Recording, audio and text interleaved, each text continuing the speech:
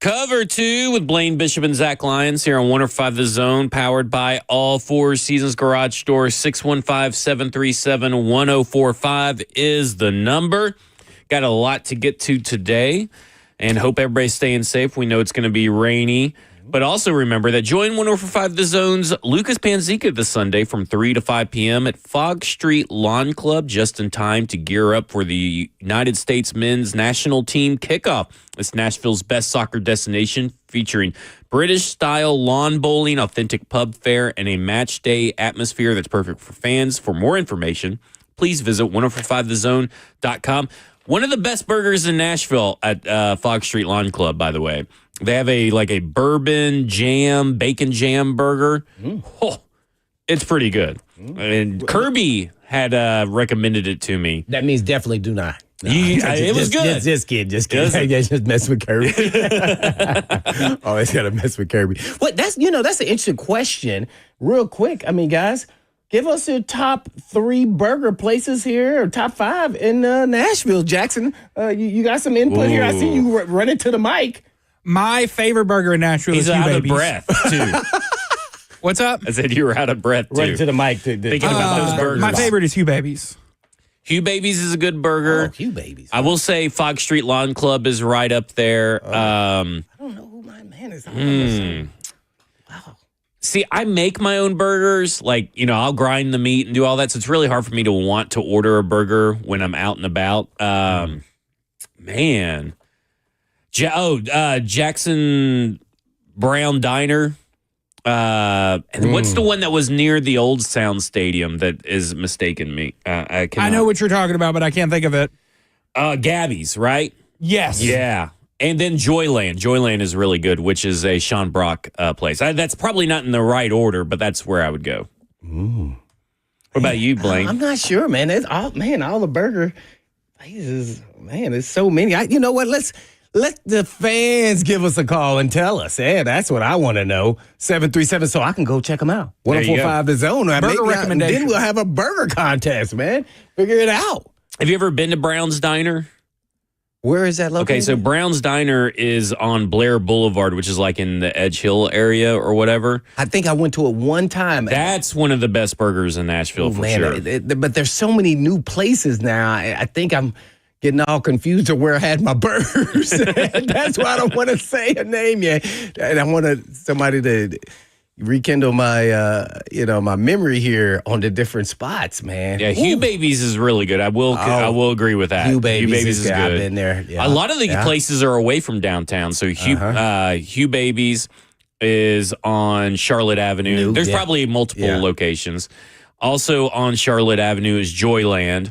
And then over in Edge Hill is Brown's Diner.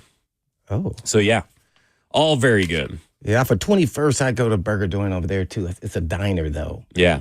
Let's go to James, who has his burger recommendation. James, you're on with Blaine and Zach. Yeah, if you find yourself in the Nations, Bare Bones Butcher, hands down. Oh, no good frills. call. It's awesome. They make it there in house. All the meat there is from the butcher. Yeah, it's great. Good call.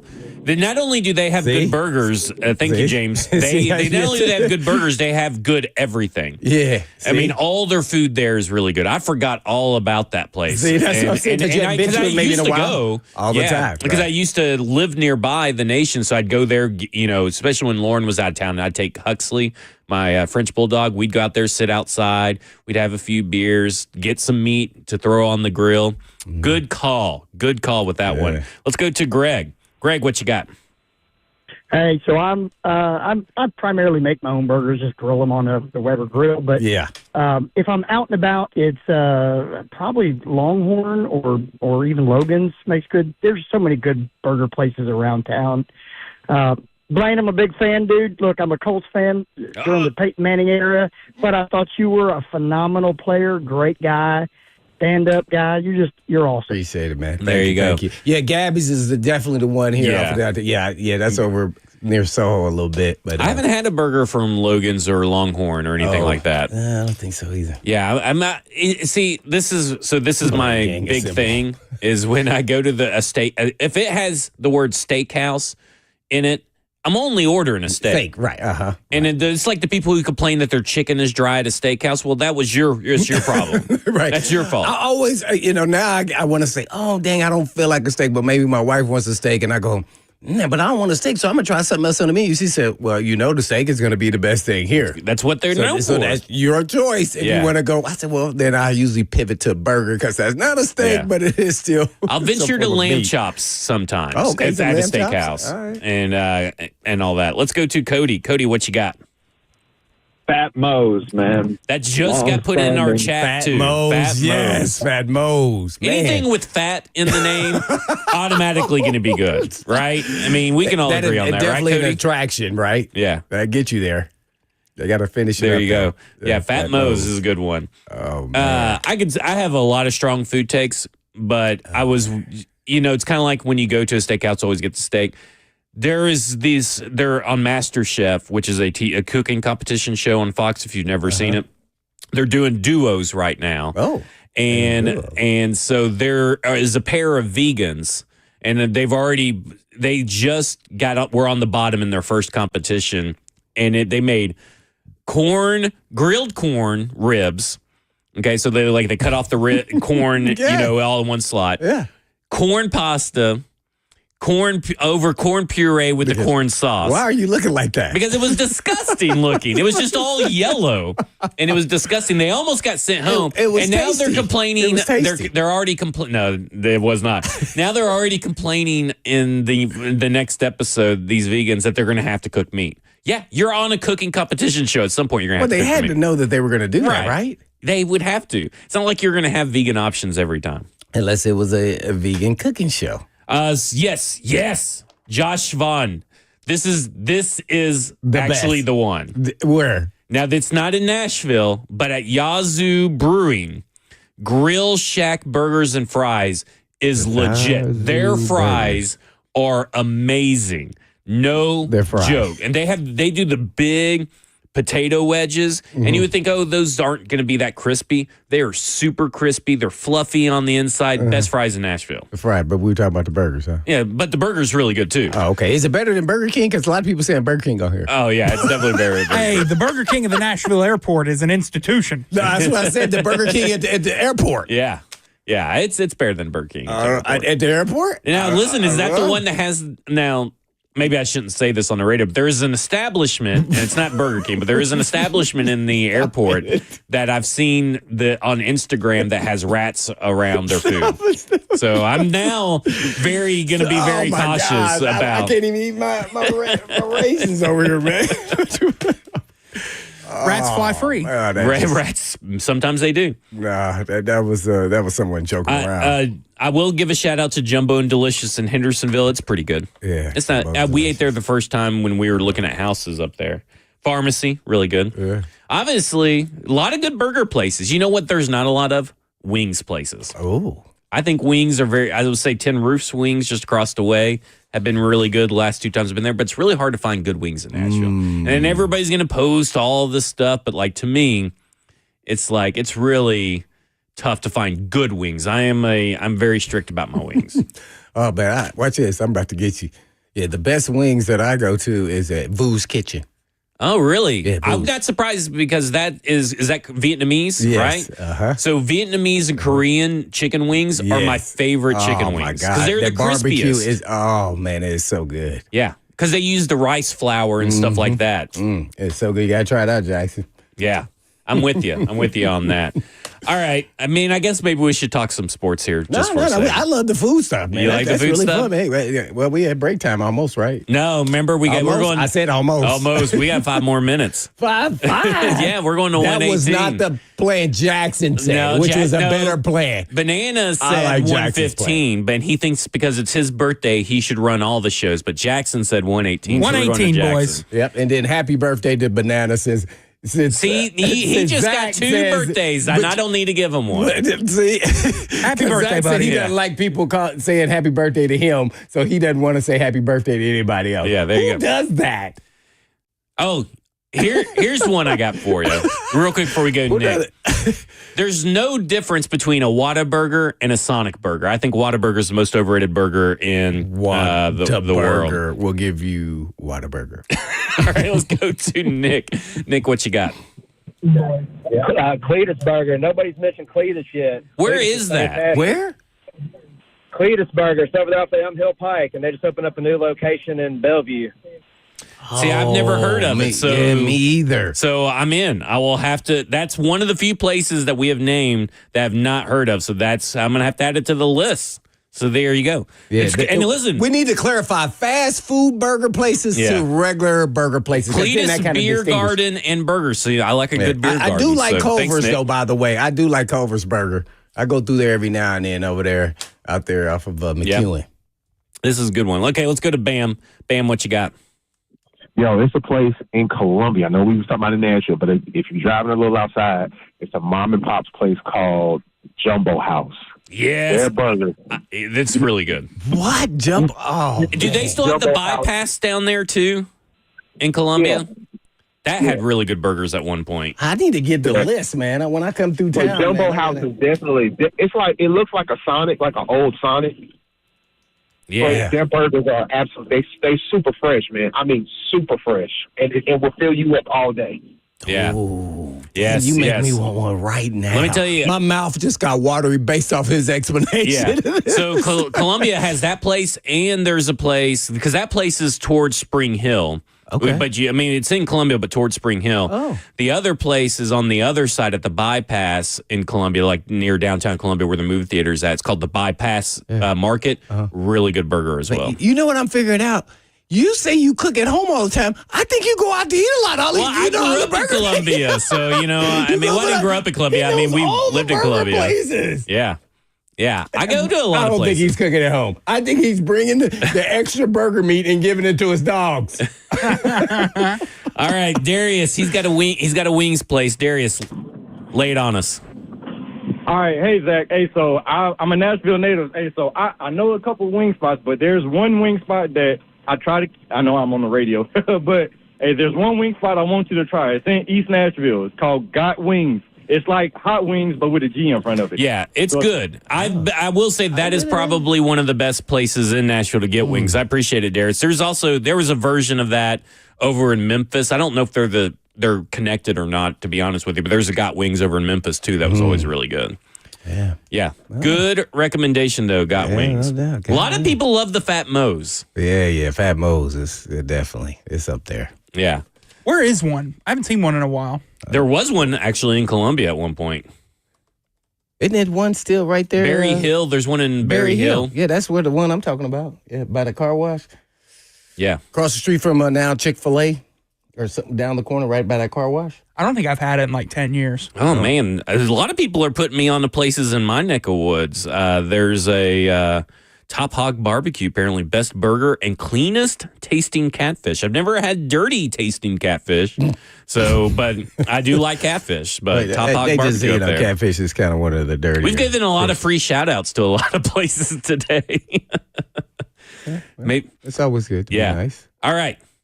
When we come back, we'll Somebody said Whataburger and what was the other one? Sonic.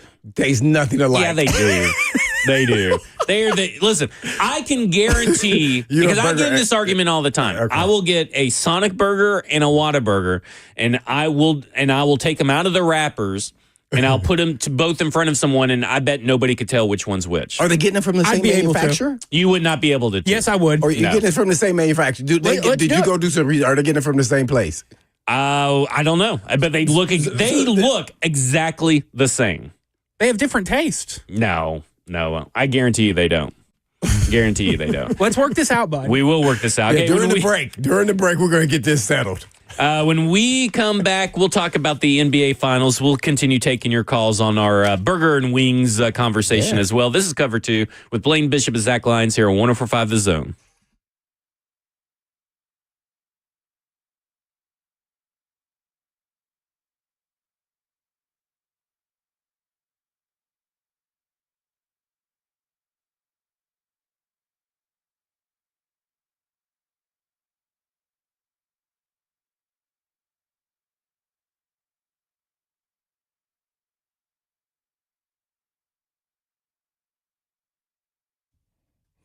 Man, life is full of challenges with work, family, meetings, and somehow I'm supposed to squeeze in the gym. I don't have the hours of the day, enough hours of the day to do my training.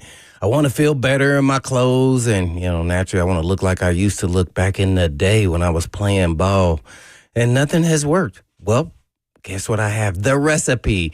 Enter M-Sculpt Neo at Edge Peptide Therapy. Takes 30 minutes, no downtime, and real results. M-Sculpt Neo is the most advanced body sculpting technology available, merging fat reduction with muscle building in one effortless session. No surgery, no downtime, just results that speak for themselves. M-Sculpt Neo is your secret weapon, building muscle and burning fat all at the same time, faster than traditional workouts alone.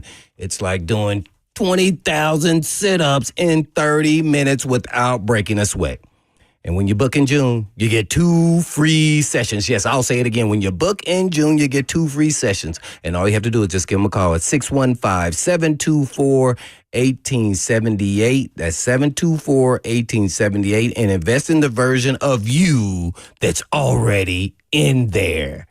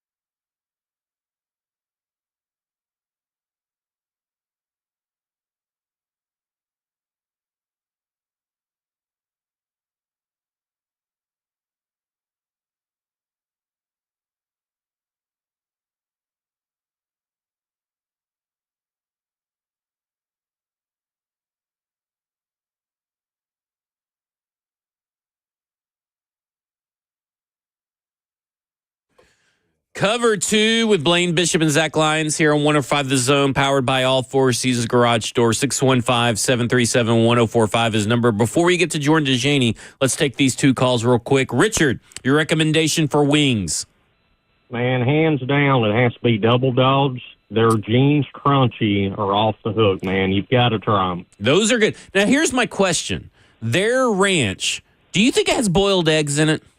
Ooh. Man, I don't know, man, to be honest. Because it has some kind of chunky thing in it. It's not blue cheese, but it's good. Yeah, I've got to agree. I agree. There's something to it. Yeah. But, man, love their chicken wings. Yeah, Jeans Crunchies, very good. Okay. I always get a side of their triple dog dairy hot sauce on the side to dip them in. There we go. So there you go. We're not cooking anymore. Okay, let's go to Rico. Rico, what you got? Rico Suave. I got Gabby's Burger and Fries. Yes, Gabby's. I love Gabby's. And for the wings, I got a spot, good guy that I grew up with, Rocky Wings. I don't know if y'all have heard of him. No. I feel like a lot of good work. Yeah, he's got a lot of good business now, so I want to shout him out also, man, just to get him on the radio. Works. Where's that at? Rocky's Wing Shack on Clarksville Pike. Oh, it's in Clarksville. Yeah, he's got multiple locations. It's in here in Nashville. Working on getting some new ones, too. All right, cool. I'll have to check them out as well. I appreciate it. All right, let's go to around the NFL with Jordan DeJaney of CBS Sports. And Jordan, best burger and best wing place here in Nashville. What's going on, friends? Thanks for having me on the show. Now, I'm not a burger expert or a burger aficionado, but I really do like ML Rose. And the other Emmett place I Rose. haven't tried yet. Yes, is, Emmett Rose probably- burgers are good, Yeah. man. Especially when they got a good burger of the month. Yeah. Yeah, 100%. Yeah. And then there's one other place. One other place I want to try is Jumbo and Delicious in Hendersonville. It's right down the street from me. I just haven't gotten there yet. Yeah, it's real good. I've been there. So you live in Hendersonville. See, I live in Goodlettsville, so we're not that far away. yeah. We may need to get Awesome, together and do some have some beers and stuff now. Look at that. Absolutely. I We thought you definitely lived need to. downtown Nashville. No, I'm not that cool. I like staying up by the water up here in Hendersonville. Well, there you go. There you go. All right. Since we've talked to you, Aaron Rodgers finally signed with the Pittsburgh Steelers, and all we have heard all week is that, this could change everything for the Pittsburgh Steelers. How much does this actually change for the Steelers? I don't think it changes much, to be honest with you guys. I mean, I think people looked at the Steelers as a team that, could go over 500 and make the playoffs and then fall flat on their face once they get to the postseason. And when you have a 41-year-old Aaron Rodgers as your starting quarterback, that kind of goes hand in hand to what those expectations have been for Pittsburgh, just in my opinion. I mean, Aaron Rodgers is a surefire Hall of Famer, one of the best quarterbacks of all time. But with the Jets last year, he set career worsts in games lost, yards per attempt, passer rating. He showed some glimpses of the quarterback he used to be. And I guess you could make the argument that in a more solidified system with a leader like Mike Tomlin, if the offensive line can stay healthy, if DK Metcalf can be a Pro Bowl wide receiver, that the Steelers can win some games against some competitive teams. But when it comes to Pittsburgh being a legitimate contender, I absolutely do not see that. All right, we're going to go from one current Steeler to one former Steeler. Last night we were doing the podcast, Football and Other F Words, here on 105 The Zone, and Jackson breaks in with breaking NFL news that Antonio Brown is sought for arrest on attempted murder charge by the Miami-Dade police. What is going on in that case, and where does this stem from? Yeah, my goodness. I mean, I think that most people would remember that last month on social media, there was a lot of videos circulating of Antonio Brown. When he got in attacked. an altercation. Yeah, exactly. An altercation with individuals after a celebrity boxing match. There were even pictures of him in handcuffs, and he admitted and came out later saying that he was detained, and once he gave the police his side of the story, he was allowed to go home and he was not arrested. Now, in a shocking turn of events, apparently Miami-Dade County has issued a warrant for his arrest on attempted murder with a firearm. And I read the warrants, not the warrant itself, but what the Washington Post reported from the warrant. And I actually wrote the story for CBSSports.com last night in terms of Antonio Brown taking the gun of, I think it was a security officer, approaching the alleged victim and firing off a couple shots. Like, that sounds incredibly serious. And again, I'm not a lawyer by any means, but I did find a video kind of on social media that it seemed to line up with what the warrant indicated. So this seems like an incredibly serious situation for Antonio Brown. Recently I saw that, when they first got or drafted Travis Hunter, the Jacksonville Jaguars said that they were going to play him both ways. And initially, throughout the early part of the offseason, they were going to do one day of offense and one day of defense, but he's going to be in the meeting rooms of both. You have written an article over at CBSSports.com talking about Jacksonville as a multi-stage plan that it's serious about. Take us through the multi-stage plan, and what do you think about their plan? Yeah, as you mentioned, Travis Hunter throughout the OTA periods was not playing snaps on both sides of the ball. He would alternate between offense and defense with whatever day it would be. But now that we entered mandatory minicamp and as we start turning our attention to training camp, Travis Hunter is actually taking snaps on both sides of the ball during the same day. And this is something that head coach Liam Cohen talked about during a recent appearance on the Pat McAfee show as almost kind of a ramp-up period for Travis Hunter when it comes to learning both sides of the ball and what exactly the Jaguars want from him and how they decide to utilize him. What really came across to me was that the Jaguars have thought long and hard about Travis Hunter, not only exactly what snaps he's going to get, but how they want to utilize him as well. So they put this plan in place that, again, I think they're very serious about. And we're going to see this ramp-up period with Travis Hunter, again, taking snaps on both sides of the ball. I think the natural question is, okay, where is he going to be playing primarily? I think, in my opinion, it's going to be more at wide receiver.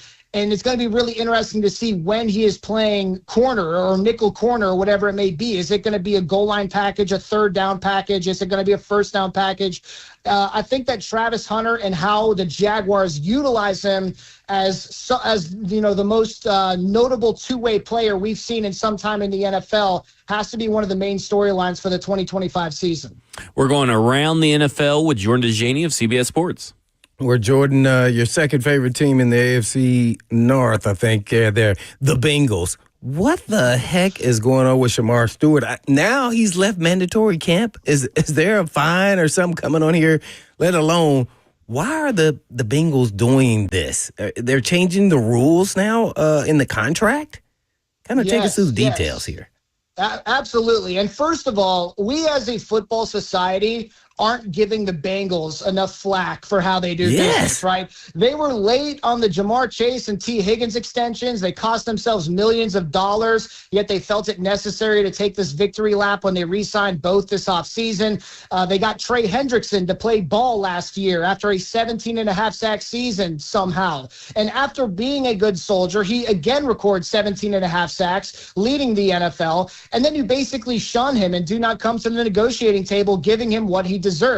That's a ridiculous situation, and just as is ridiculous has to be what's going on with first-round pick Shamar Stewart, where the organization is switching up contract language that was previously present in the contracts of their other first-round picks. Now, the rookie contracts are pretty straightforward from my understanding, but when it comes to the voiding of future guarantees, that's what the Bengals are hyper-focused on. And when we're talking specifically about this, it almost seems like Cincinnati wants to save itself if Shamar Stewart is someone who may get in trouble or may get suspended or things along those lines. Or if he doesn't produce since he didn't have high sack numbers. Sure, that could be it as well. But with this, Stewart has the right to not sign this deal. In fact, if I were Shamar Stewart, I don't want to sign that contract. But it's surprising to me that this standoff has lasted so long. Like, I expected the Bengals to fold, and if you're asking me what happens in the future, I still think it's very possible the Bengals could fold, but who knows with this organization. So where this leads to is a really interesting conversation about what's the most dramatic thing that could happen. Like, Shamar Stewart could potentially ask for a trade, which has to be facilitated in the coming months before the regular season, of course. I don't think the Bills would be particularly interested in that. I think he could hold out until after week 10 of the regular season, which is the deadline to play this upcoming season in 2025. And then the really fun option that seemingly the internet loves to talk about is, how about Shamar Stewart not playing at all and then re-entering the draft pool for 2026? I think that this situation, in my non-agent, non-lawyer opinion, is way too trivial for that to actually happen. But again, it's absolutely ridiculous that we've gotten to this point with Shamar Stewart and the Bengals. Something's not as ridiculous as that is former Defensive Player of the Year, T.J. Watt. I know he's out. I know he's had some injury history these last couple years, but I want to assume, just because how great he is, that this will get done, right?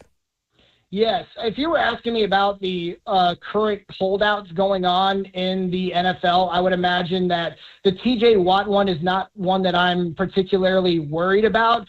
I will say that I feel like it's bad business to let some of your all-pro, all-star players to enter the final year of their contract, because you're going to end up having to pay more money with the market continuing to be reset, especially when we're talking about the pass rusher position. We've already seen Max Crosby get a deal, Daniil Hunter get a deal, Myles Garrett get $40 million per year. So I feel like the Steelers cost themselves some money not getting a deal done. With that being said, I don't think that T.J. Watt necessarily has his sights set on resetting the market at 30, going on 31 years old. But of course, there has to be some middle ground that the two sides have to meet at.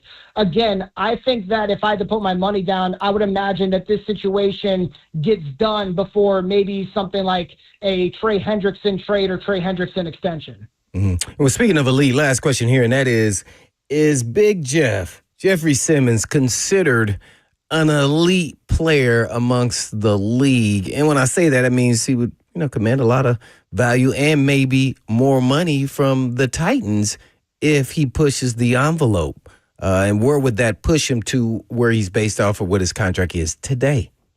Right. I think Jeffrey Simmons is due like $18 million in cash this year. I think 11.5 is guaranteed, but I don't think there's much guaranteed money on his contract after 2025, which is why some people speculated that his absence from OTAs could be contract related. I don't think that it was. He, of course, showed up to mandatory minicamp. I think his contract currently ranks number 8 among interior defensive linemen. But when it comes to the subject, if he is an elite player, I certainly once thought he was an elite defensive tackle, like a top 5 guy, no doubt about it, that could shift the flow of a game. We saw that with that goal line stand against the Buffalo Bills in primetime a few years ago.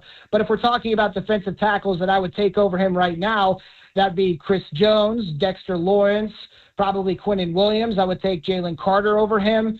And Christian Wilkins, even though he was injured last season, maybe Madubuike from the Baltimore Ravens.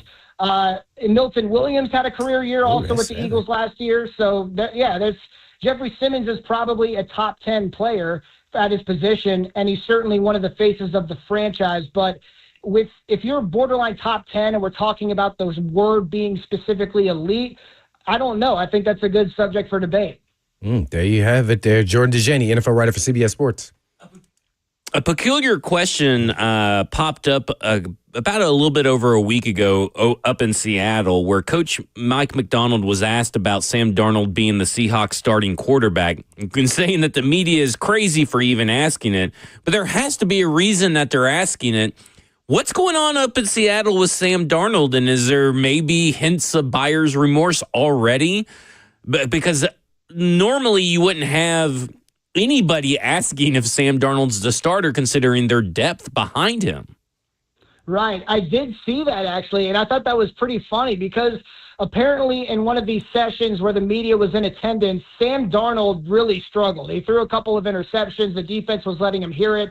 In fact, his own offensive coordinator reportedly was letting him hear it in the huddle as well. Sam Darnold had a really bad day of practice, which led some reporters on a radio show to ask Mike McDonald if there's any other way or another avenue that Sam Darnold potentially could not start in week 1. I think it's a completely fair question, but you also have to consider the fact that Seattle specifically targeted Sam Darnold in free agency. They felt comfortable trading Geno Smith away to the Las Vegas Raiders once they reached an impasse with his contract.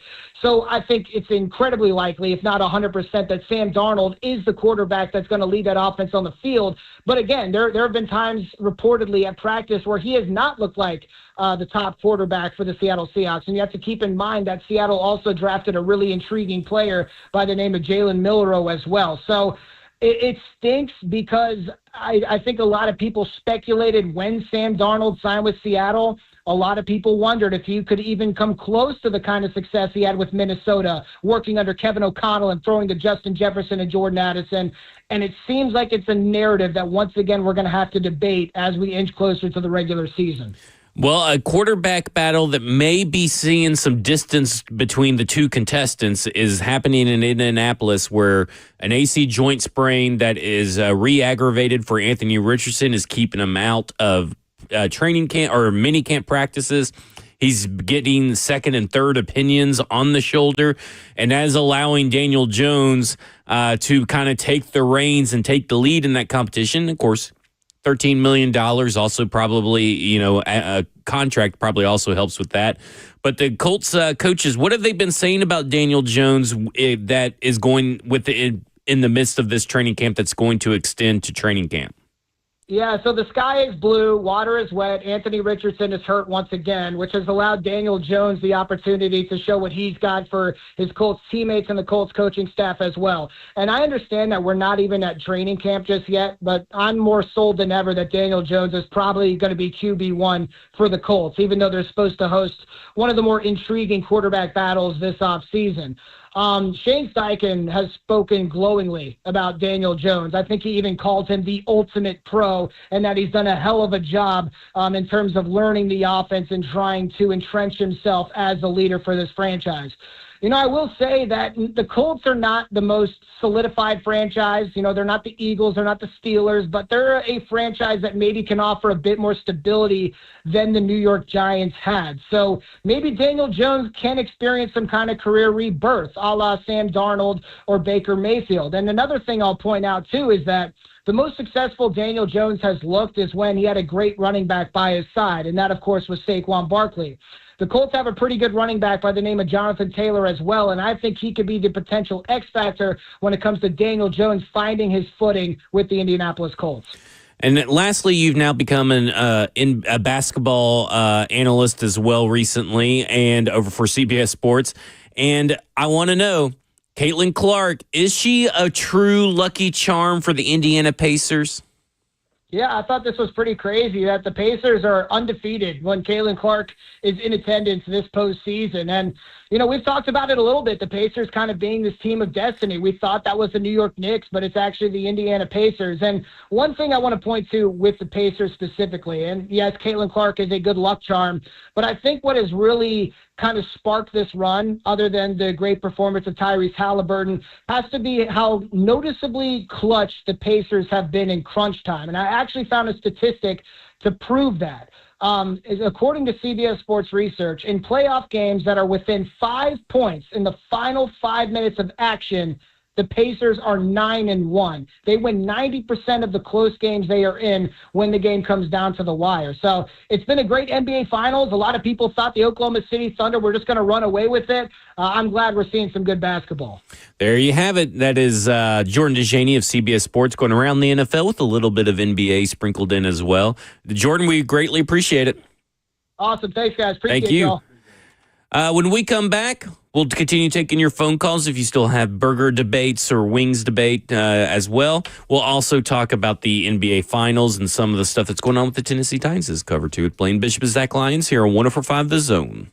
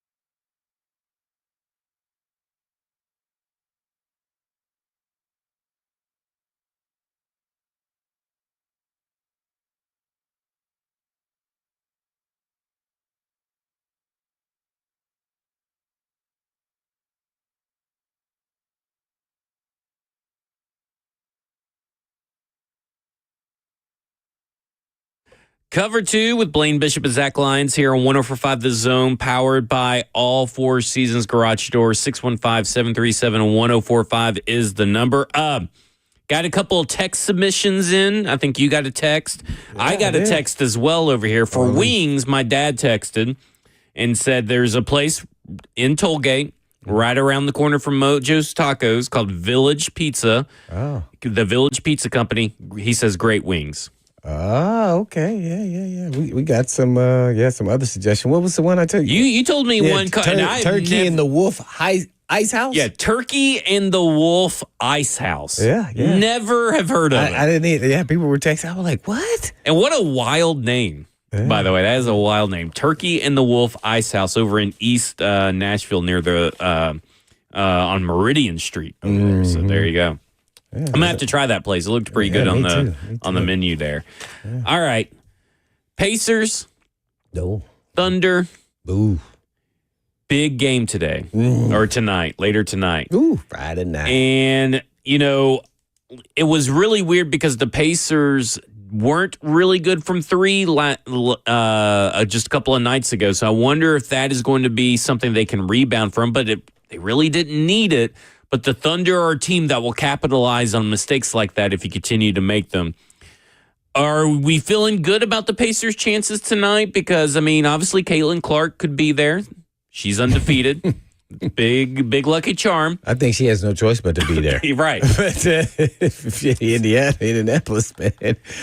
And as you heard from Jordan DeJaney, the Pacers and all their comeback victories are 9-1 in the postseason, clutch games after going 24-14 during the season. Yeah. So they're really good in close games towards the end. Yeah. So what are you kind of feeling about this game tonight?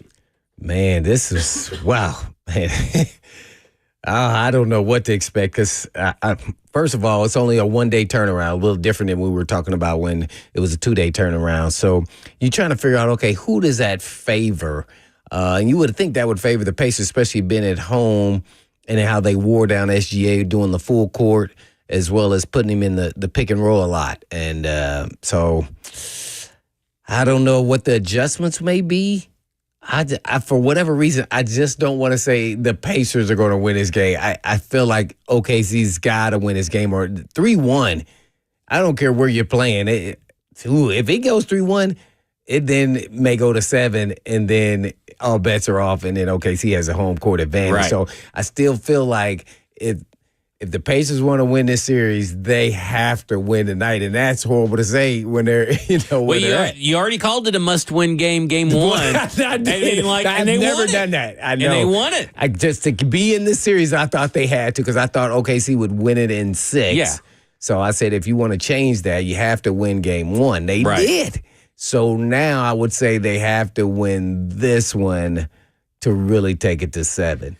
I feel like OKC, as a pro athletes, man, they're going to go back into the room of darkness. The room of darkness is they are so pissed that they lost OKC. Yep. They're going to have this edge about them. It's going to be, they're going to come up with all these different things and taglines just to get them the edge that they need. Now, by the way, the Pacers have won most of these games being the underdog, right? Are they the underdog in this game? I have no idea. I believe they're favored by 6. See, and if I'm the Pacers, I would want that. Right. So now I'm definitely going OKC in this game. Well, I thought Pacers it was interesting. This is the first time they've been favored in the series. No, the Thunder are favored. Oh, the Thunder. Oh, okay. I thought you said the Pacers. Okay, the Thunder. Okay, well, I don't know. The Pacers. Oof, man, it's hard to go against the Pacers. They keep fighting, and different guys step up. And some guys are like, dang, I forgot he was even on the team.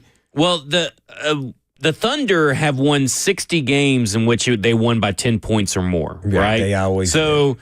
They don't have a lot of experience this year with this particular team in close games. The Thunder were 16-8 on nights when the score was within 5 points with 5 minutes or less to play.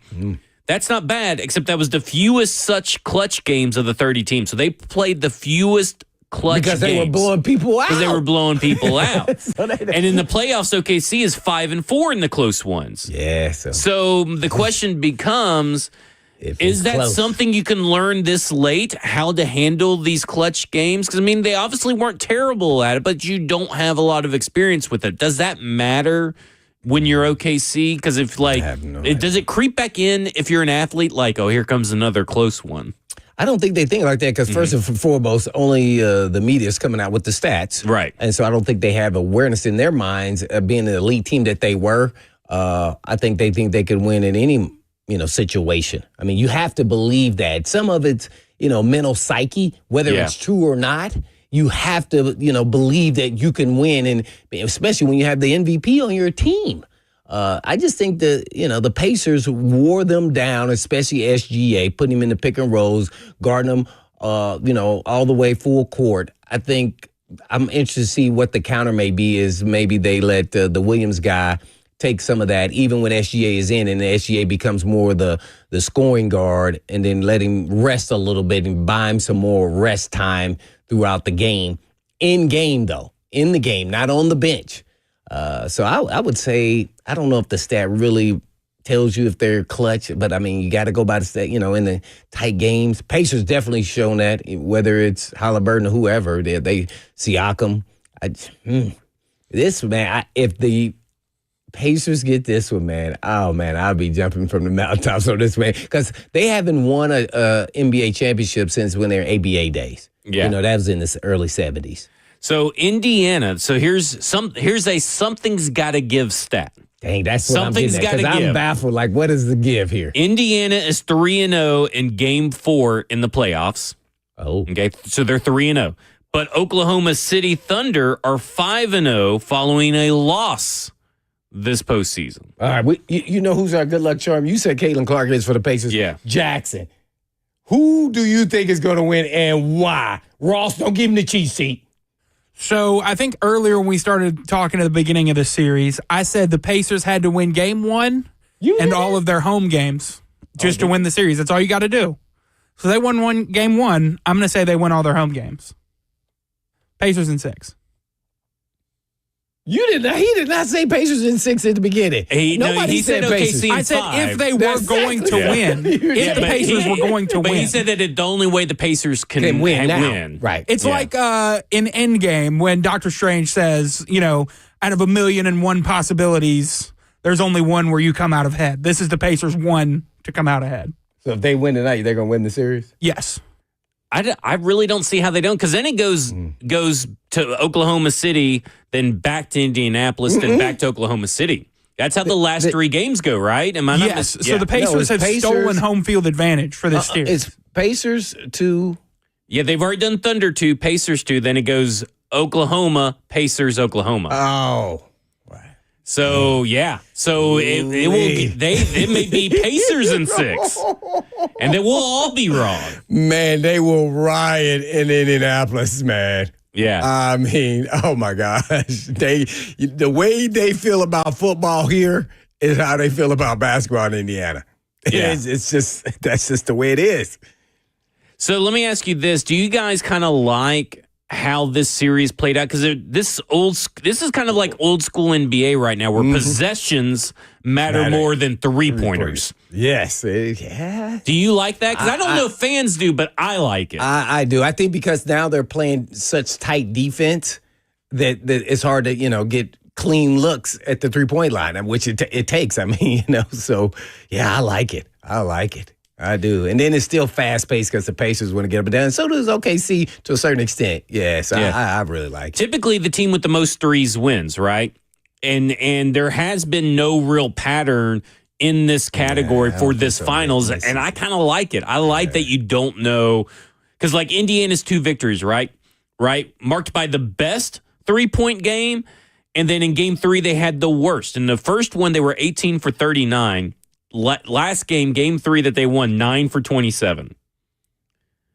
That is kind of crazy. And Oklahoma City's making nearly 3 fewer per game than they were in the regular season, but they're having better accuracy. So there's no real pattern to it, and I kind of like it. Yeah, I love it. I think the real stat that really impacts this game is efficiency and field goal shooting in the fourth quarter, especially the last 5 minutes. I think if you go back and look at every game, I'm just making a guess, that execution really puts them over the hump because all the games have been somewhat tight. I mean, except for the first one. But yeah, so I think that's it. It's the fourth quarter. I think another thing another thing to watch in this game for me is obviously SGA played a lot of minutes just a little bit over 48 hours ago, right? Because this was a short break between game 3 and game 4. Played over 40-something minutes, and they had him having to play the full court, right? You talked about it a couple of days ago, how the Indiana Pacers defense pretty much had him zigging and zagging to all across. It wore him down. So how is that going to affect tonight's game with SGA? Well, that's why I said how much I said they're going to give it to Williams and let him do the guy and let SGA just jog up and and then give him the ball after they cross half court, give it back to SGA and say, now run our offense. That way he's not exhausting energy coming up the court. But I don't know what they're going to do as far as putting SGA in the pick and rolls. The Pacers was putting him in the pick and rolls and getting him banged on and everything. That wears on guys as the time goes on in the game. Right. So I don't know what they're going to do with that. How much gas is left in the tank for both those players? Because Williams also played a lot, and they had him kind of doing the same thing. Yeah. And if you are Indiana, that's really how you win this game. They're going to get their points, right? Jalen Williams and SGA are going to get those points. It's about tiring them out towards the end of the game so you can keep it close. And it'll be very interesting to see if they're able to do that same thing tonight. Because wearing them down then makes that last 2 or 3 possessions comes up short on the jump shot because they don't have legs. That's what it is. And guess what? Pacers rotating 12 guys, man. It's crazy. Ooh, what do you think about this analogy? This is from Knock Trop in the F&M Bank chat on YouTube, but you can also watch Twitch, Twitter, YouTube, Facebook Live. He says, Fox Sports said that OKC was like Tyson. If he can't knock you out early, he fails in the money rounds. Ooh, I don't know. I don't know enough about OKC because this is the first time they're in the final. I don't know. Man. But that it's looking like that. I think it's more the Pacers. I think it's the Pacers. They have just enough, and they just don't know where it's going to come from besides Halliburton and Siakam. It's always this third guy. You don't know who it's going to be. I mean, Mathurin put up 27. Who would have predicted that before this game? I don't even know what he was averaging. I would say under 5. He gets 27?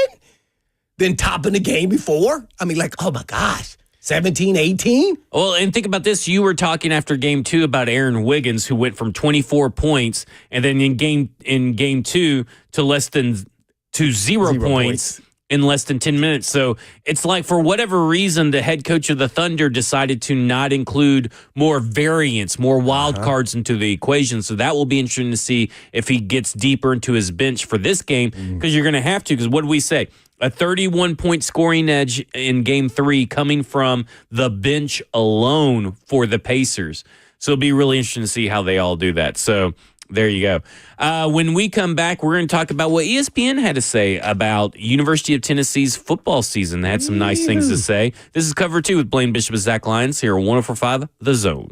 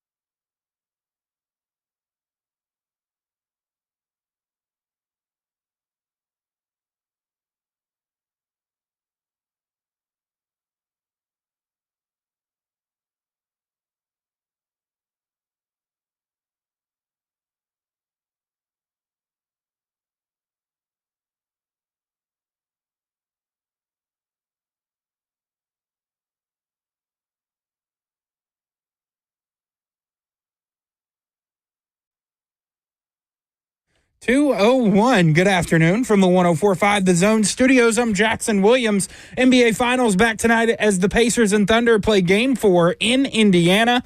Pacers lead that series 2-1. Tip-off for Game 4 set for 7:30 p.m. In NFL news, the Bills have signed their first-round pick, Maxwell Hairston, to his rookie contract. Hairston was the 30th overall selection in this year's draft. College World Series got started. Coastal Carolina and Arizona going head-to-head right now, and Oregon State goes head-to-head with Louisville. First pitch for that one set for 6 p.m. For foundation repair and waterproofing needs, visit USSTN.com. Breaking news at once on your home for the Titans and Vols. This is 104.5 The Zone.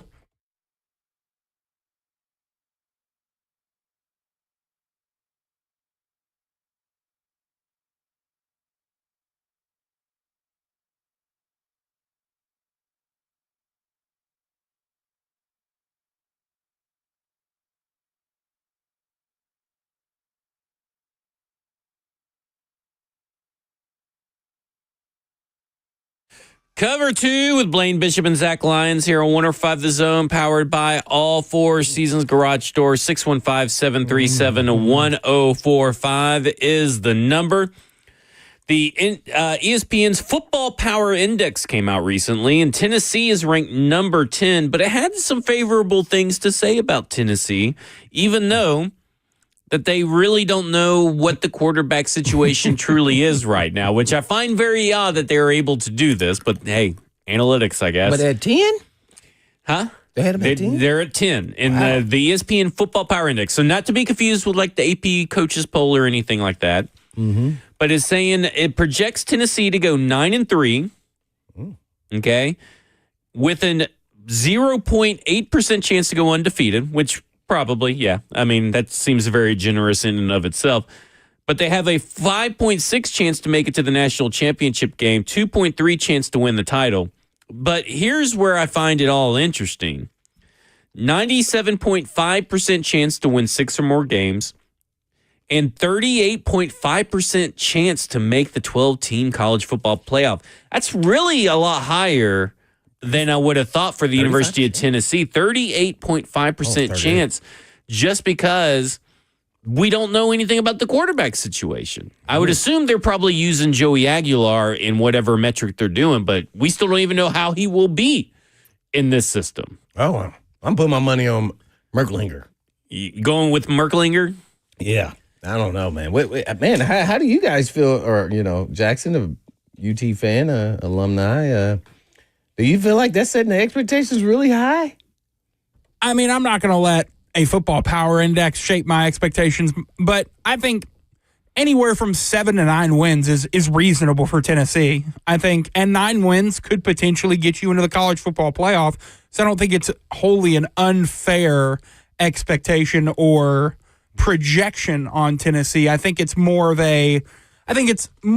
optimistic than probably I would be. I think I've said 8 wins would be a good year for Tennessee in my mind this year with the quarterback situation, but that's one extra win. I think you could definitely talk me into 9-3.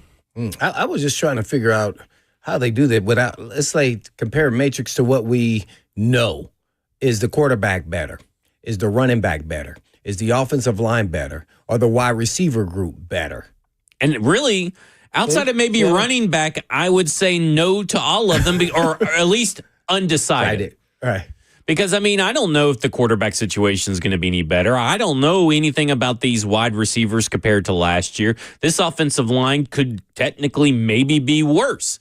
I think the running backs either the same or better, but that's kind of where I'm at. What about the defense, too? Is the defense going to be able to sustain the success it had last year to be able to keep this team in close games? Because if you're getting to a shootout, I don't know if I'm banking on this University of Tennessee team like I normally would in a shootout, because there's so many question marks around this whole team. That's what I said. There's a lot of unknowns. See, so that's why it's a little surprising what those numbers are saying. Super surprising. There's so many unknowns because it's unproven players. That's not to say that they'll be worse. It's not to say they won't be better, but we haven't seen them play enough.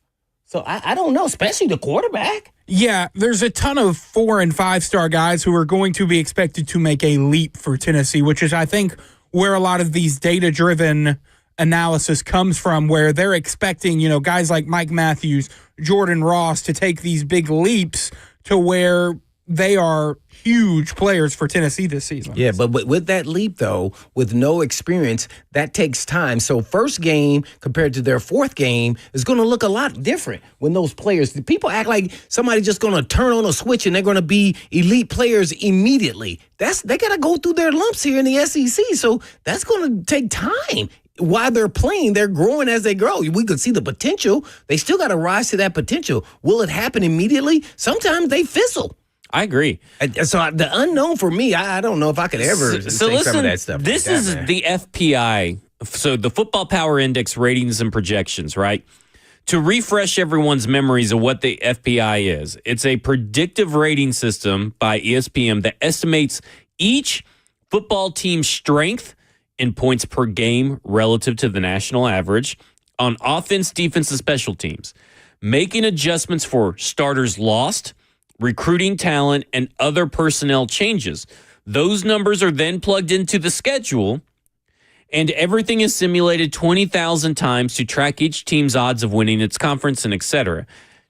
I don't know how Tennessee is ranked number 10, and I don't know how, other than reputation alone, I guess, but Georgia and Tennessee is one of the biggest games. Tennessee's football game against Georgia, according to VolQuest.com, on September 13th is the fourth biggest matchup of the 2025 college football season, the entire season. This is the fourth biggest matchup. And if you were to tell me on September 13th who was going to win that game, is going to be Georgia, and it's going to be about 25 points or more. Georgia's going to whoop them. And so it's kind of wild how much this thing favors University of Tennessee, which makes me think this is either flawed or maybe we're just totally underestimating it, but I tend to go with a flawed program. Watch this. Did Nico ever live up to his 5-star rating? No. Right. See, so that's what this guy, he's using some of this in there. Yeah. Like some of these rated players on their team, all these 4 and 5-star, they may not live up to that. Then these numbers are going to be wrong. Yeah, and then they get all the Tennessee fans all hyped up. We're going to win 9 games, and then they come up and win 8 or 7. It's a horrible season. There's a lot of also around the SEC. I feel like there's a lot of question marks at quarterback. Alabama has a quarterback battle going into fall camp. Georgia, a quarterback who didn't start for them last year. I think you're seeing a lot of the quarterback position is going to be different across the SEC, which could, in these early rankings, skew some of them. Yeah, but it's the supporting cast, though, as well. That'll help those guys, even if they're not as good as, let's say, a quarterback for Tennessee. They have a better supporting cast, or a proven supporting cast. I tend to agree with you. I'm looking at it right here. It has 8 SEC teams in this top 15 of the FPI. 8. So it has the Texas number 1, Georgia number 2, Alabama number 4, which I don't even know how you come to that conclusion at all. They're doing the same thing. They got 4 or 5 stars. They're going to be good. I mean, their projected wins is like 9.6, so just call it 10. But I'm just like, maybe? I don't know. They're going to have Nashville's finest starting their quarterback. I guess. What's the guy's name you love? I mean, I'm just looking at them going, I don't know about this one. So they got Texas 1, Georgia 2, Alabama 4.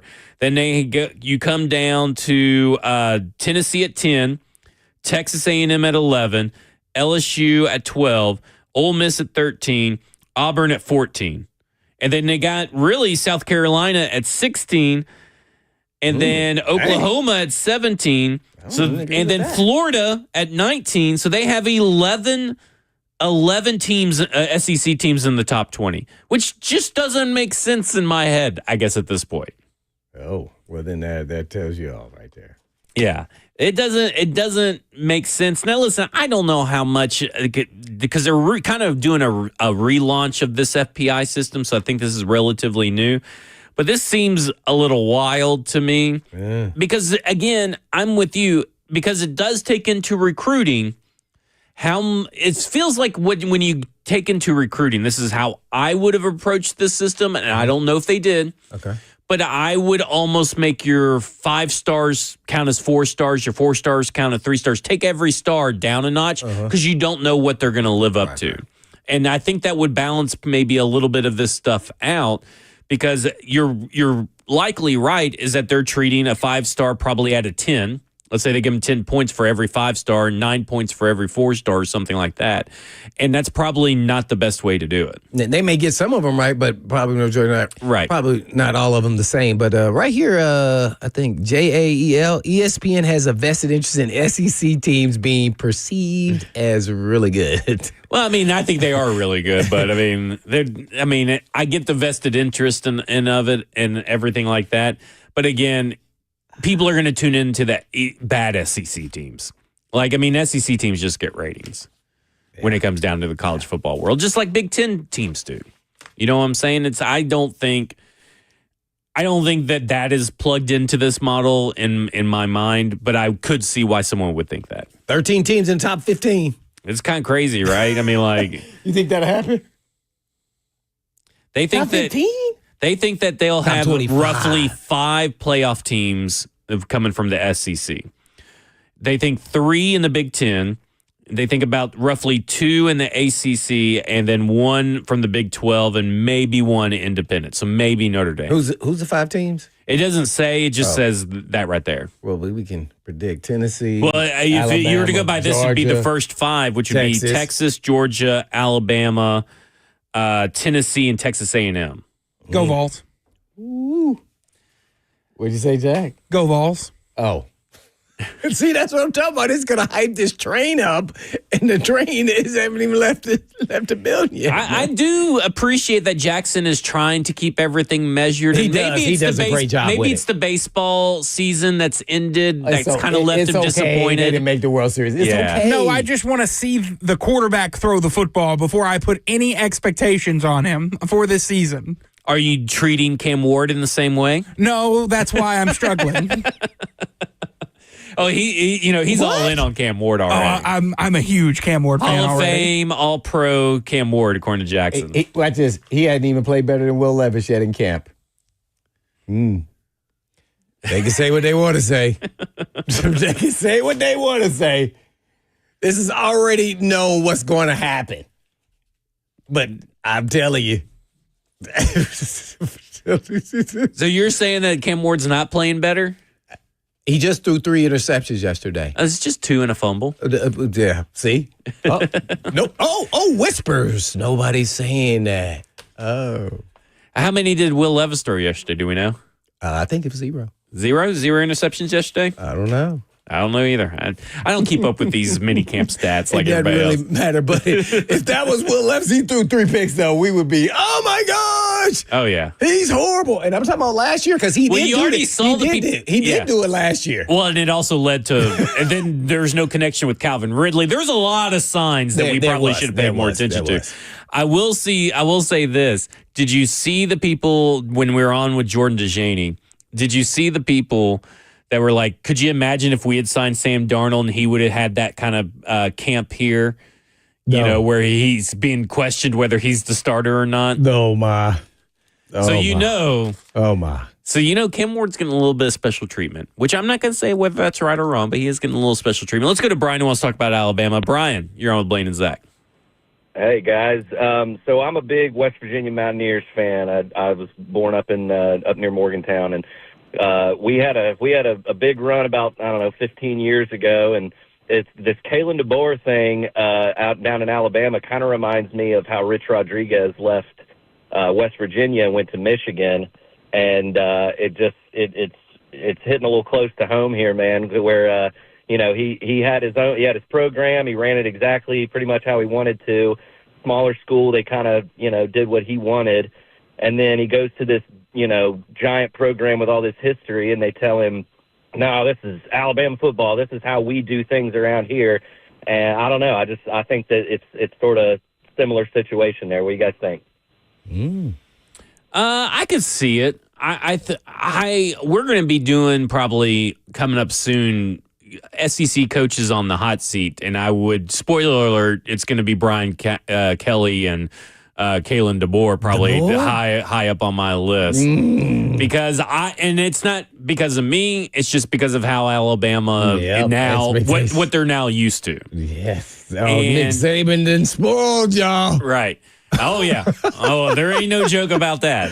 Definitely did. Right now, Ty Simpson is, if Ryan Grubb said recently that if we're playing a football game tomorrow, Ty Simpson would start, and he earned that. And I know that's the line everybody's looking for, but that is what he earned. I think you don't like him just because he's from Nashville. Is this true? No, it's not because he's from Nashville. It's just because he hasn't looked good when he's played. When did he play? He got us it was last year. Was it USF? 2 years ago when he was a freshman? Jalen Milroe for that one game, and then he played last year in a game as well. Oh, my. Mop up duty? No, he started a game. Yeah, he started a game. He started a game? Mm-hmm. Against USF. Against and how did he do? The Tennessee offensive coordinator. That was just to motivate Milroe. Motivation tag. They made the playoff. They made the Rose Bowl, lost to Michigan. Jackson would have changed all of this if Ty Simpson said he was going to transfer to UT and he was going to be star quarterback. If he would. Ty Simpson. I probably would have still liked more of a proven guy. You would have loved Ty Simpson. I would have probably been excited. Oh, man. Yeah. We'll see. We'll see about Ty Simpson. I'm not feeling it as much. Maybe being because he didn't have to play a lot last year, he's going to be in the second year in this system. Maybe there's some because I do like what Kalen DeBoer does with quarterbacks, but we'll see. I'm not. He doesn't have the it factor for you. Yeah, number 4 ranked team in this FPI index from ESPN. Way too high for my liking. I am unlike Jackson, who's not like, 7 to 9 wins. So he's kind of siding with it, but he's not siding with it. I ain't siding with that. 10 wins, yeah, right. Yeah, right. Well, yeah, I mean, there's one guaranteed loss on the third Saturday of October. Yeah, well, we'll see about that. All right. Way to be honest there. When we come back. We got a giveaway when we come back that Jackson didn't remind me how to do at the top of the hour. And then, of course, we will also talk about some lingering questions still out there for the Tennessee Titans following the close of mandatory minicamp. This is Cover 2 with Blaine Bishop and Zach Lyons here on 104.5 The Zone. Who's the center?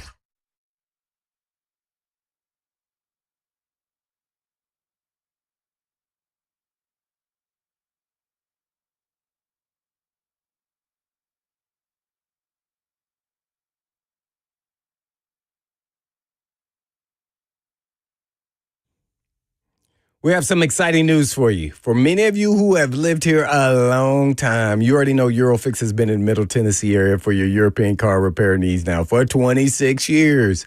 And we've all gotten to watch them grow. And I don't know about you, but I love watching a hometown business take off. Well, we are now proud to announce the 5th location in Mount Juliet for Eurofix on Mount Juliet Road, right across the street from Dairy Queen. And Eurofix can serve you in Franklin, Hundred Oaks, Murfreesboro, Belmead, and now Mount Juliet.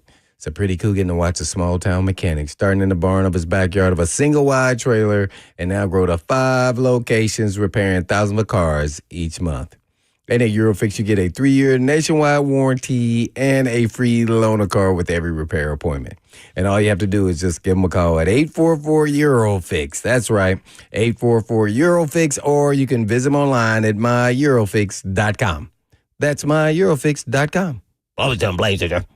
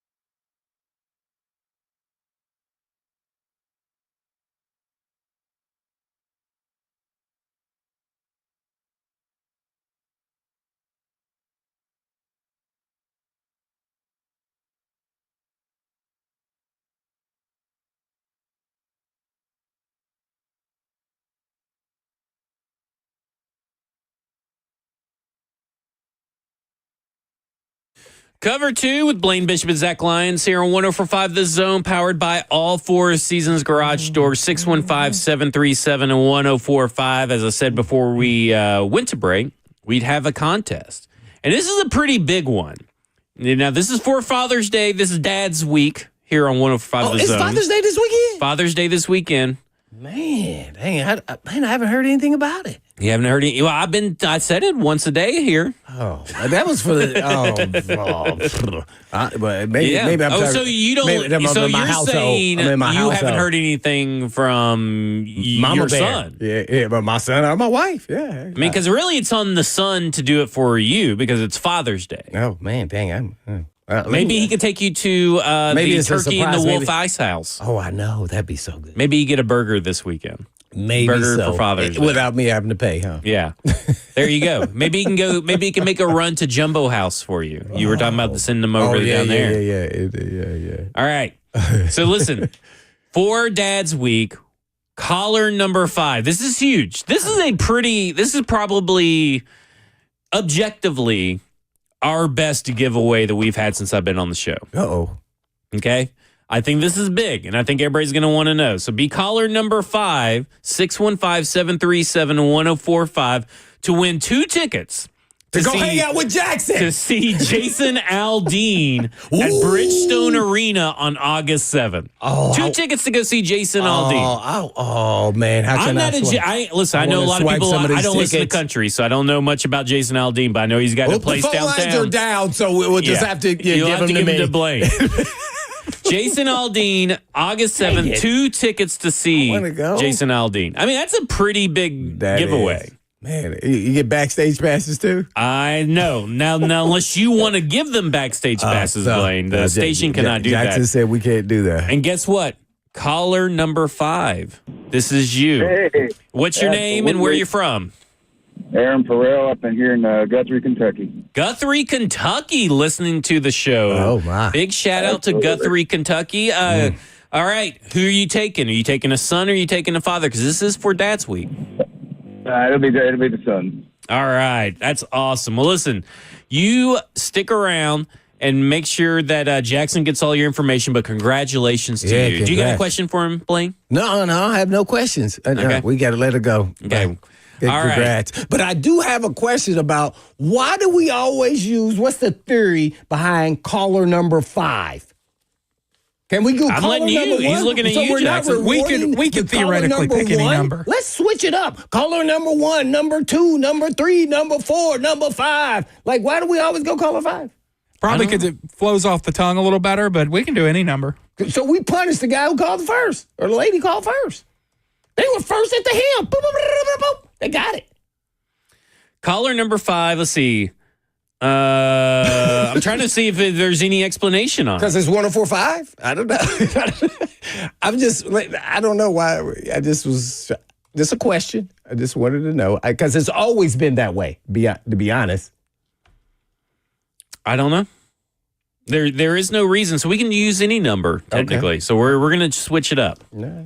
Someone says just do caller number 28. Caller number 23. That's too long. That's too long? Okay. Or we could do caller 3 or 5. Yeah. We'll do it like that. Caller 1. I did used to be number 1, you know. Well, I'm glad that someone got those Jason Aldean tickets. Those people better. I mean, that's a pretty good giveaway. Boy, that was, man, I wanted that one myself. All right, Blaine.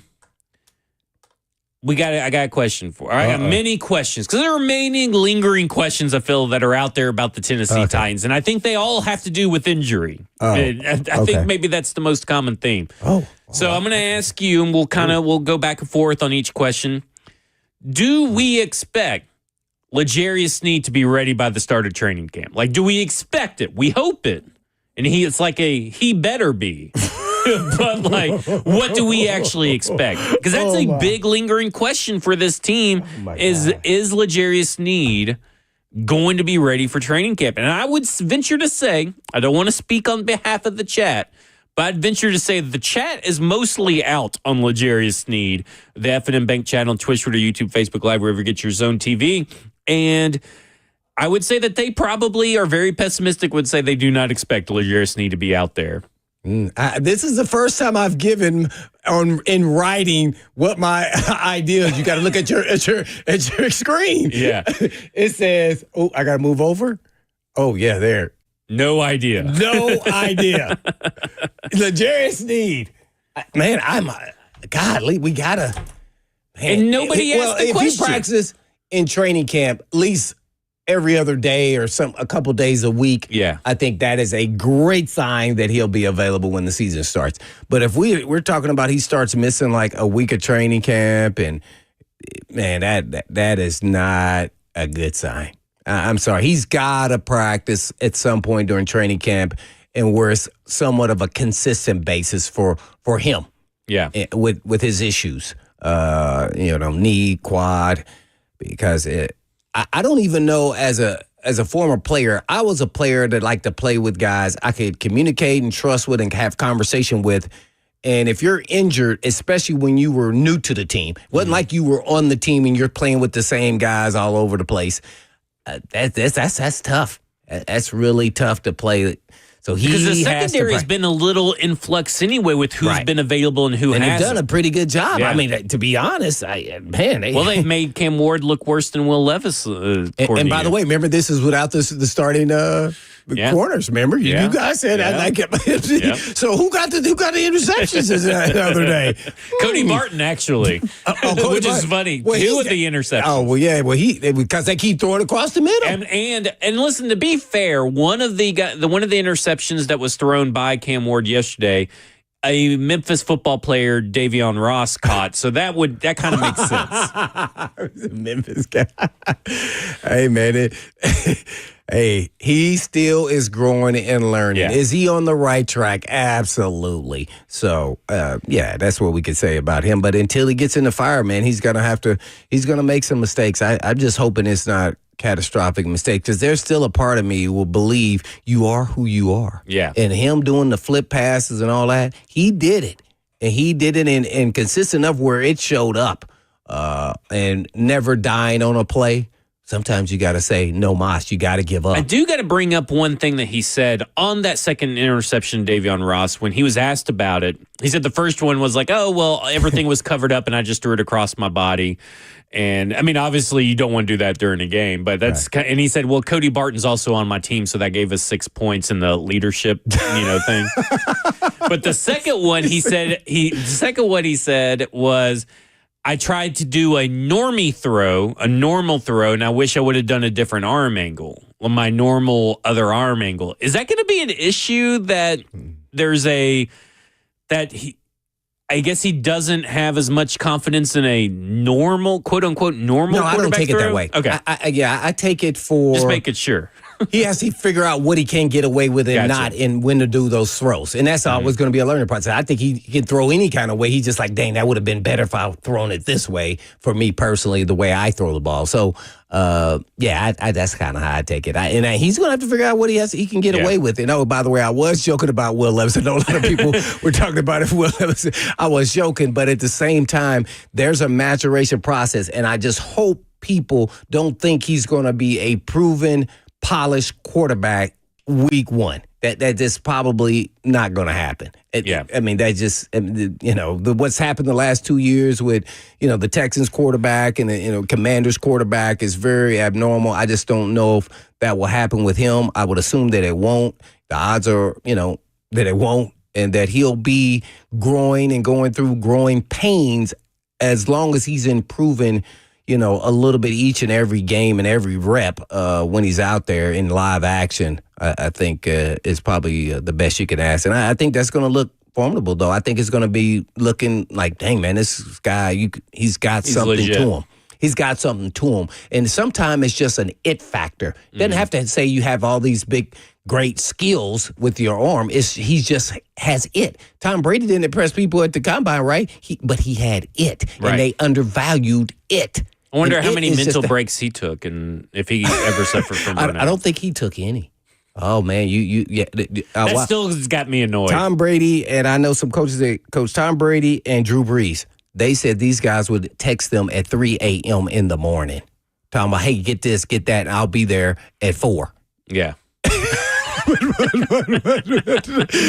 I was in my deep REM sleep at that time. Yeah. Oh man, that would piss me off. I'd say I'm getting you a dream journal, and you can wake up and write out whatever you got down, and I'll see you at 5. Constant. Now Yeah. they just don't. It just in them. It just happen. Just where they are. Okay. The other big question that I have lingering out there is, yes, Lloyd Cushenberry is back out on the field. He's not really doing a lot, obviously, but he's there. He's visible in practice. Is he rushing to get back a little too quick in your mind? Because that can happen, right? Guys are pushing themselves and all that kind of stuff. But how long before Lloyd Cushenberry is 100%, I think is a huge thing that we have not talked about a lot on this show and in general, because him being 100%, he was 100% at points at last year starting out. It did not look like a really great investment for the Tennessee Titans. He wasn't really living up to that contract. But if he hadn't suffered the injury, he was getting better. But if he hadn't suffered the injury, maybe he would have been more like a Peter Skoronski that got better as the year goes on. Are we in for a ride with Lloyd Cushenberry where it's going to be like, maybe starting out, he is the worst player on this offensive line? And if so, how long before he's 100% and maybe not the worst player on the offensive line? I hope he will be the worst player. But what's the length of time, let's say the start of the season to when he had surgery or the injury? I'll look that up. Because, nowadays, the Achilles, a lot of players come back sooner than later. We saw Aaron Rodgers. They maybe not be the same player immediately. And he's a younger player, middle of the career type player, so not at the end of his career. And he's not a skill guy, but they do a lot of anchoring, so that brings a lot of pressure there on your Achilles. I would be cautious, and they talked about Corey Levin and how well he has done, wily vet. I probably would be on the cautious side, knowing that he is a competitor and he wants to play against his former team. I'd probably slow play him through training camp, which means he may practice a day and then maybe take 2 or 3 days off. I don't know where he's at in his rehab, but you got to let the player tell you, and then you have to say, hey, we cover for now, but I mean, let's don't be anxious to get out here day one. You're going to have to go through these approval processes for you to be able to play and put the timeline out there for him. So he has to practice and what all he has to do for his rehab to make sure that he's going to be capable of playing at a high level week 1. So it takes 4 to 6 months, depending on the athlete, to get full range of motion and to be able to be introduced to full athletic activities for an Achilles injury. I prayed that I would never get Achilles. Yeah. Not ACL, Achilles. Because that also, because you're having the way that you, I guess, bend on your knees and set your weight and set your anchor. That's tough on that area of your leg. Yeah. So from when he tore it, was it the date to win the first game is going to be 308 days, 10 months, 4 days. So he's within that. That will be 4 months removed from when he was supposed to be able to start getting full range. Obviously, there's going to be maybe a week or two because of surgery timetables and stuff and all that kind of stuff, because we don't know when he actually had his surgery, to my knowledge. But that'd be 44 weeks in between from injury to opening day for the Tennessee training Titans. camp starts, let's just say August 1st to make the numbers easy, to when he had the injury. That is how many months? So that will be, August 1st will be 9 months and roughly 4 days. So roughly 9 months. So you said it takes 10 months typically. It takes 4 to 6 months to begin full 100% physical activities. Right. And then what? So then it's just, whatever his actual rehab process is. Right. Well, at that this point, is going to be cutting it really close. Right. That's what I'm getting at. 9 months being to 10 at training camp is going to be really close. And I would err on the side of caution, especially if you feel like you got a proven player that he can hold the fort for a couple games. I would. You just want to hold players back. Sometimes you got to do what's best for the actual player. He's going to want to think he can go out there. And then if he proves that he practices day after day after day in training camp, okay. Yeah. I'm feeling a little more confident that we can make that decision. But sometimes players, including myself, man, you do it because you think you can, and then your body can't do it. And now you're in the game and you're just like, man, I can't do what I used to do, at least at this moment. And you're not going to pull yourself out. You're going to try to fake it till you make it. Right. And that's hard. I mean, really hard in the trenches. I mean, like, man, he could get exposed real quick. Ooh, and really that about 5% of players who've undergone surgery for Achilles tendon rupture experience a re-rupture. So, I mean, but it's 5%, so that's not a high chance. But still, you got to make sure that you strengthen that, especially with the way that he's going to be putting weight on it and using himself to using that to launch himself too, and to hold ground. I'd love to look at these stats for actual offensive linemen that had Achilles tears. Ooh, that narrows it down. Like, okay, a lot of these guys come back because there's a lot of force and power, not only that he's generating, but the generation of the impact of another player. Like, man, people don't understand how powerful. Like, I mean, for Big Jeff just to think he could just like bully people like he does, because and how powerful he is just insane power. Let's go to Peyton just real quick, who wants to talk about burgers. Peyton, you're on with Blaine and Zach. Hey, man. How are y'all? Doing good. How are you? Great. Doing pretty good. You want to bring us a burger? Zach, I wish, man. I wish. Zach, you live up in the Sumner County area, probably? Yeah. Okay, so I'm from Hendersonville. There's a place in Hendersonville called Jumbo and Delicious. That's the third one today. Everybody loves that place. It's good. Mm-hmm. Man, they got these burgers that are stuffed with cheese. Ooh. I'm not sure how they do it because I've always wanted to figure out how they do it. But in between they take a patty, which they obviously, I mean, you can tell they hand pat it out and cook it fresh to order. But it's got cheese in the middle of it. Not like shredded cheese, but like gooey, just melted pepper jack, sharp cheddar, mild cheddar, American, whatever you want. And it's phenomenal. There you go. A good recommendation right there. You may have to go out to Hendersonville to get that. Elijah Vera Tucker and Brandon Brooks are two offensive linemen that recently have had Achilles tears. So those are two guys to maybe put on your radar to go back and look at and see how they progress. Brandon Brooks did all right, but I mean, I don't think either of those guys were ever the same. Especially Elijah Vera Tucker, who has had numerous injuries, regardless of just the Achilles injury, even before it and after it. So, where did they play? Elijah Vera Tucker played for the Jets, and Brandon Brooks was for the Philadelphia Eagles. Okay. There you go. Okay, one last lingering question out there for me is, what's really going on with Tyler Lockett? Because we know he had the child. There was a mention of maybe a little injury kind of he's working through as well. But to me, it's like, okay, he can be cut. Mm-hmm. If Tyler Lockett starts missing a lot of training camp, which I don't think he will. Type contract, though, didn't he? Yeah, I don't think he will. No, but what did he sign for? 1 year, $4 million? Yeah. If I'm not mistaken, it was 1 year, $4 million.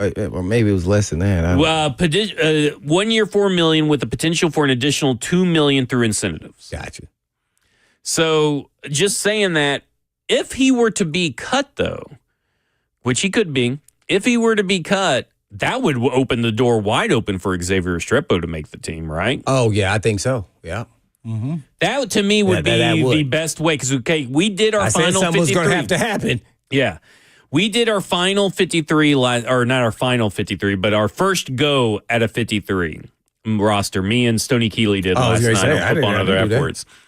And I was looking at it because initially yesterday I was kind of going into this thinking, okay, yeah, there's probably going to be opportunity for the Tennessee Titans to keep 8 wide receivers. We ended up with, I believe, 7 wide receivers, if I'm not mistaken, last night. Who was 6 and 7? So I had these. We kind of agreed that these were our locks to make the roster. If it can pull up here real quick. You can't recall? Well, I just want to make sure where we landed on the 7th guy. We actually ended up with just 6, not 7. We ended up with Calvin Ridley, Chimere DK, Elikiah Manor, Tyler Lockett, and Van Jefferson as our locks. Bryce Oliver was the guy that we put in after that. So we only ended up with 6 wide receivers, and it really was because that may be all you can really afford to keep. So when we come back, we'll talk more about that. We'll also talk about that little 4-letter word that Cam Ward liked to say yesterday that has everybody up in arms one way or the other. This is Cover 2 with Blaine Bishop and Zach Lyons here on 104.5 The Zone.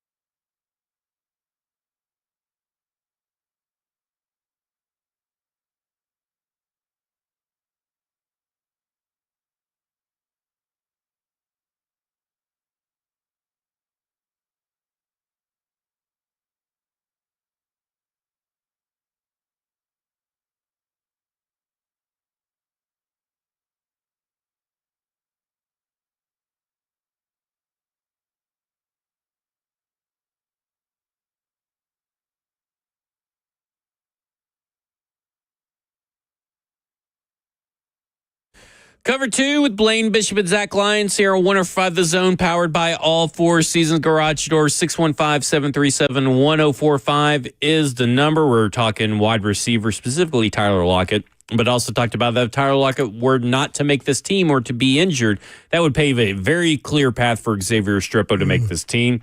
Last night on Football and Other Efforts, me and Stoney went through our final 53. Obviously, no trade. So everybody that's on the roster is how we kind of viewed it.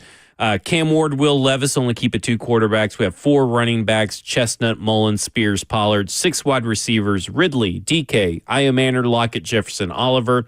We only kept 3 tight ends, kind of like what we talked about yesterday on the show. Probably you'd only keep 3 tight ends. Kept 10 offensive linemen.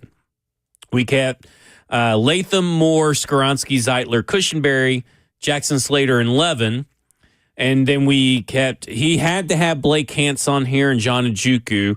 And then we also kept Brandon Crenshaw Dixon. But so there's maybe opportunity to keep a 7th wide receiver and only 9 offensive linemen. 6 cornerbacks, 5 inside linebackers, 5 edge rushers, and 5 defensive linemen, which all seems pretty par for the course, and 4 safeties as well. Let's go to Gorilla real quick and let's talk wide receivers. Gorilla, you're on with Blaine and Zach. Man, let me tell you something. If Restrepo doesn't make this team, I'm going to be honest with you, that might be the straw that broke my back, and I'm just done with the squad. How can you have old, average, below average Van Jefferson over Restrepo? How can you have Tyler Lockett? I mean, I didn't like that pick anyway. He was out there with DK Metcalf. He didn't do much. I mean, come on, man. I'm tired of these old receivers. Whoa, Gorilla. We're gonna have to stop. Let's first stop with the Tyler Lockett thing. I mean, largely Lockett had. Yeah, Tyler Lockett, who has played with DK since 2019. Okay, in that time frame, he had 4 1,000-yard wide receiving seasons with DK Metcalf on the team, and just the last 2 years with the addition of Jackson Smith and Jigba has his yardage gone down. So, and also in that time frame, he had touchdowns of 8, 10, 8, and 9. So I just got to say, how many yards did he have last year? Last year he had 600 yards and 2 touchdowns, but he didn't have nearly the amount of opportunities they normally had, and he actually was on par with his normal yards per reception. So whoa, Tyler Lockett did not do anything with DK Metcalf. Okay, but continue. I will defer to Blaine. If Blaine says Tyler Lockett is good, I'm gonna be good with it. I just respect. I don't know. He I don't know about. No, I'm saying I would take Restrepo over both of them any day of the week, man. Come on, guys. Based off his college performance. Based off his college performance. Based off what this guy. I just feel like he's gonna be able to do, man. That's a lot of projection, though. I'm really saying, like, okay, let's imagine I went last round. Let's imagine I didn't get drafted because that was a possibility. And then that's to say, oh, Blaine is better than Ronnie Lott. I don't know that one. No, I mean just some regular starter who was in the league, but yeah. I don't know who I would have said. I could only think of Hall of Fame type players. It's just who is the other boy you guys are talking about from Nashville, the Van Jefferson kid? Yeah, man, that guy has to go. Come on, man. Come on. Over he only had 200-something yards last year. No. Over Restrepo? Come on, no. But they play 2 different positions. I mean, okay, let me rephrase that. They play 2 different wide receiver positions. Okay, right. And exactly. And you have that X position. You have the X position in DK and the EA boy. You have that pretty much sold up. Come on now. Well, I will say this: they can kind of consider DK more of a slot guy with outside versatility. And if I had to pick Restrepo or DK, I'm going to pick the guy that has the rapport with my quarterback. Oh, come on! So you're taking Restrepo over the 4th round pick? Man, come on! Yes, over a 4th round pick. Yes, I will. I mean, man, come on, man. That dude's numbers aren't nothing to Restrepo. Man, me. All the receivers that came out of that, come on, Blaine, you know that dog. You were that guy, Blaine. Come on, man. Come on now. I don't know if I can ride with you on this one, man. That's a tough one there, man. I'm going to still give until we have pads on, but the odds are that they invested money in DK. So you got to think he's going to be ahead of Restrepo regardless. Well, now, Lockett may getting cut. Good. Now, that's always a possibility when you're talking about a veteran player. You don't know how quickly he's gone down. We haven't seen him practice a lot. So that always is a possibility. But right now, I cannot put Restrepo ahead of anybody as far as those names we mentioned on the slot, at the slot. Yeah, I think DK, Lockett now. What, Zach is talking about, if Lockett opens up the door and he gets cut or injured, now we're talking about maybe making a roster. But right now, I can't see him on the roster. I see him as a practice squad player because I still don't see him better than Mason Kinsey. And let me say something. This staff, while I don't agree with him being selected in the 4th round, this staff loves Chimere DK. They love it. They talked about it at the install. They've talked about it all week. I've heard glowing reports about how, from the staff, DK has responded. I mean, DK is making this team over, and he needs to make this team, to me, over Restrepo. If they can afford a big man, somebody go get fired. Yeah. I mean, I'm sorry. So, yeah. And they're like, what? That would be like the Des Fitzpatrick situation, but way worse. Yeah, way worse, because this guy's this guy's supposed to be great. Yeah, I mean, not great, but he's supposed to be very, very better, good. Way better, no doubt. Okay, so, I mean, a lot of hoopla for a guy that 32 teams passed throughout 7 rounds of the NFL draft. Just want to throw that back out there, by the way. Let me say this, just real quick. Because that I want to wait to see made me say a 4-letter word. I want to see him in pads. Yeah. Okay. Gorilla almost made me say a 4-letter word, the same 4-letter word that Cam Ward has said. And I've seen various different things. I've seen people who are applauding it in some big thing, and people that are like hyping it up as the next best thing, and I love it. And another guy, or other people that have said, I can't believe that he would say the F word in front of the media and all this stuff. Here's all I know. This is what it tells me, is that this is a guy that's comfortable in his skin, in his own skin, and is going to talk like how he talks and how he wants to talk. And that speaks a little bit to his confidence, which I have always admired throughout this whole process, is that he's not afraid to be who he is, and he's not going to make any excuses or apologies over it. Yeah, I just think we're making a big deal of it. Is this the after he threw the interceptions and stuff? Well, no, this was when he said, what was your offseason plans? He's just going to go out there and throw the ball F-ton or whatever it was. Right. Yeah. It's not that big for me. Yeah. Yeah, it's not that big of a deal. To me, I'm wondering, like, what was in your mindset? I would ask him if I was a coach, his wide receiver coach personally, because you're the ones who have the personal relationship. Because why couldn't you have said it some other way?